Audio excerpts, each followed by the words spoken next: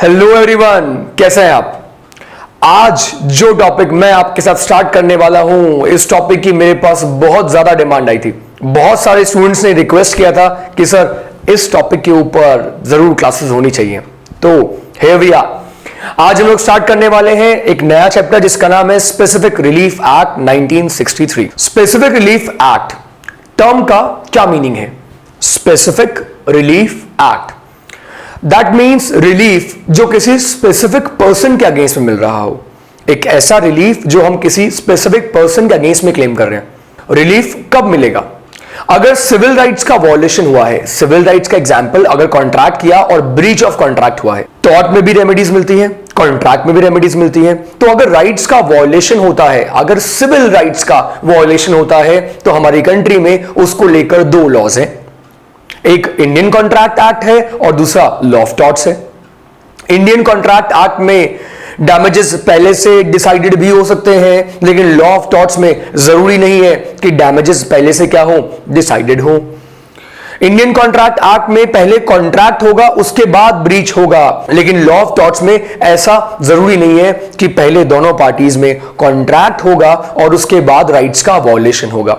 Law of torts में तो अगर बिना कॉन्ट्रैक्ट के भी किसी के लॉस का वॉयलेशन कर दिया, जैसे कि ट्रेसपासिंग, जैसे कि न्यूसेंस, तो भी बिना कॉन्ट्रैक्ट के केस फाइल किया जा सकता है फॉर सिविल रेमेडीज। तो law of contract and law of torts दोनों सिविल राइट्स की बात करते हैं और यहां हमारा डिस्कशन सिविल राइट्स के ऊपर ही है। और डिस्कशन शुरू होता है जब भी किसी कॉन्ट्रैक्ट का ब्रीच होता है। जब भी किसी कॉन्ट्रैक्ट का ब्रीच हो रहा है या ब्रीच होने वाला है, तो हम क्या करेंगे? हम कोर्ट में केस फाइल करेंगे। अगर हमारे साथ किसी ने ब्रीच ऑफ कॉन्ट्रैक्ट किया है तो हम कोर्ट में केस फाइल करेंगे और कोर्ट क्या करेगा? कोर्ट डैमेजेस ग्रांट कर देगा। राइट, यही होगा ना? कोर्ट डैमेजेस ग्रांट कर देगा। लेकिन क्या हर बार डैमेजेस ग्रांट करना ही रेमेडी होती है?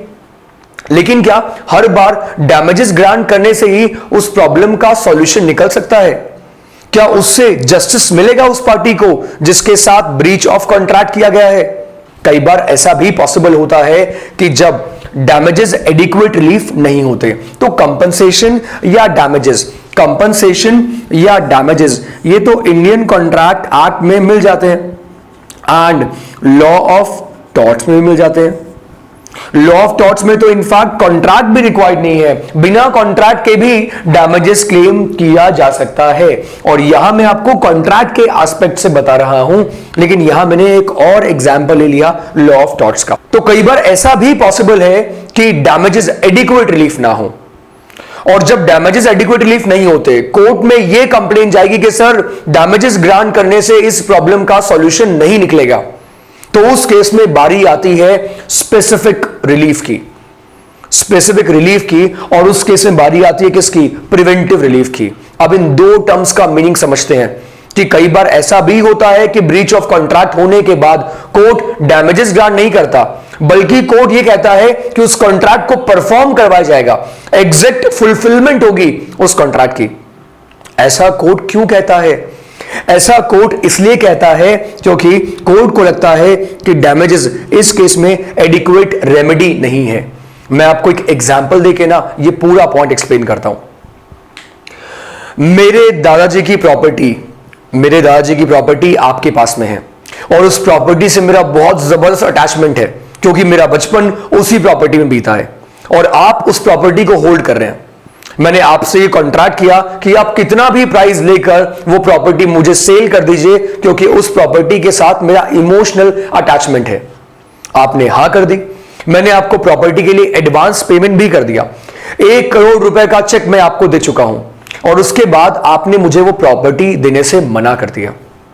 इन दैट केस, उस केस में मैं वो प्रॉपर्टी क्लेम करने के लिए कोर्ट में जाऊंगा। अब अगर कोर्ट मुझे ये कहे कि आपसे कोर्ट मुझे डैमेजेस दिलवा देगा, तो मैं कोर्ट को बोलूंगा कि डैमेजेस यहां मेरे लिए एडिक्वेट रिलीफ नहीं है, क्योंकि उस प्रॉपर्टी से मेरी फीलिंग्स अटैच्ड हैं। वो मेरे दादाजी की प्रॉपर्टी है और उस प्रॉपर्टी के साथ मेरे बचपन की यादें हैं। सो इन दैट केस कोर्ट की बात समझ गया है कि फीलिंग्स की कोई वैल्यू नहीं होती, फीलिंग्स को मॉनेटरी फॉर्म में मेजर नहीं किया जा सकता। तो कोर्ट अब उसी कॉन्ट्रैक्ट का एग्जैक्ट फुलफिलमेंट करवाएगा।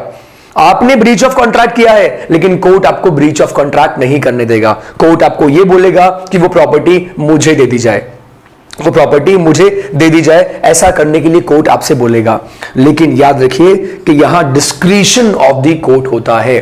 स्पेसिफिक रिलीफ मिलेगा कि नहीं मिलेगा, यह कोर्ट की मर्जी है। डिस्क्रिशन का मतलब will of the court. And third point is only for enforcing individual civil rights. यह सिर्फ सिविल राइट्स के केस में ग्रांट होता है, पीनल लॉस के केस में ये ग्रांट नहीं होता। सिर्फ इंडिविजुअल सिविल राइट्स के केस में ये ग्रांट होता है। एंड एग्जैक्ट फुलफिलमेंट होगी ऑफ एन ऑब्लिगेशन, जिसे हम इक्विटेबल रिलीफ भी कहते हैं। नेक्स्ट देखते हैं प्रिवेंटिव रिलीफ। अब ये प्रिवेंटिव रिलीफ क्या होता है? एक फिल्म एक्टर ने मेरी फिल्म में काम करने के लिए हाँ कर दी है, फिल्म साइन कर दी है, पैसा मैं दे चुका हूं, फिल्म में काम करना उसने स्टार्ट कर दिया है।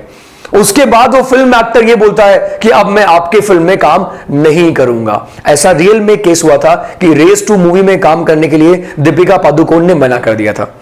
पहले उन्होंने फिल्म में काम करना स्टार्ट कर दिया और बीच में उन्होंने फिल्म में काम करने से मना कर दिया था।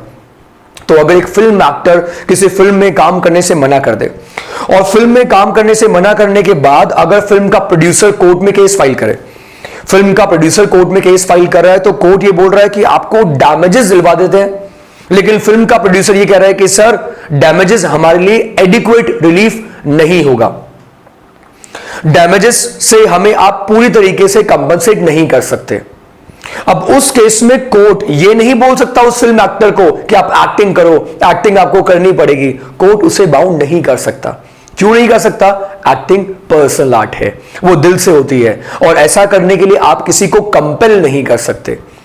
लेकिन कोर्ट अब ये रेमेडी देगा उस फिल्म स्टार के ऊपर कि आप जितना टाइम आपने इस फिल्म को दिया था ना, उतने टाइम के लिए आप किसी और मूवी में भी एक्टिंग नहीं कर सकते। यानी कि इंजंक्शन लगा दिया किसके अगेंस्ट? उस